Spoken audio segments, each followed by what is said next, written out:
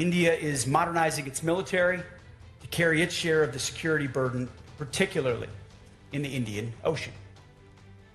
It's building out the heavy industrial and logistics capacity to sustain high-end military operations, including the ability to repair and maintain our shared platforms and support U.S.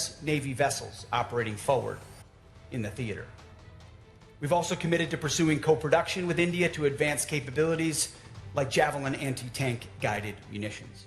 Real, tangible steps to improve the collective readiness of our forces.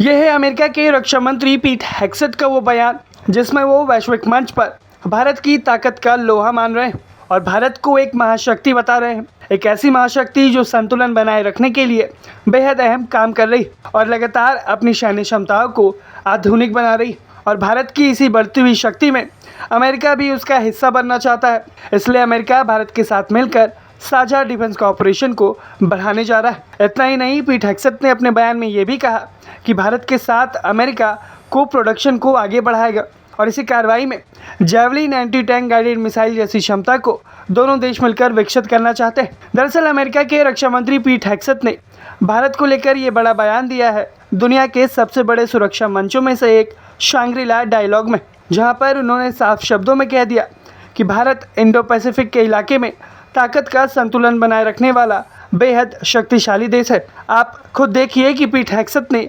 Bharat को लेकर क्या कुछ कहा। And in South Asia, India is a critical anchor to hold the line. A powerful India acting in its own self-interest advances our shared goal of maintaining a balance of power across the region. India is modernizing its military to carry its share of the security burden, particularly in the Indian Ocean.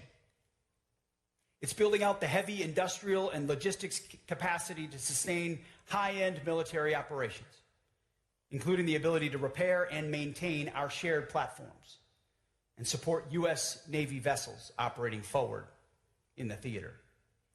We've also committed to pursuing co-production with India to advance capabilities like Javelin anti-tank guided munitions. Real, tangible steps to improve the collective readiness of our forces. This kind of industrial muscle isn't just a long-term goal, it's an immediate operational imperative. And the United States Department of War is leading the way. America is undergoing a historic national manufacturing mobilization of our defense industrial base. We will produce the best weaponry in the world at scale, at speed, and at a reasonable price. This is my personal commitment to all of you, and it is our president's demand.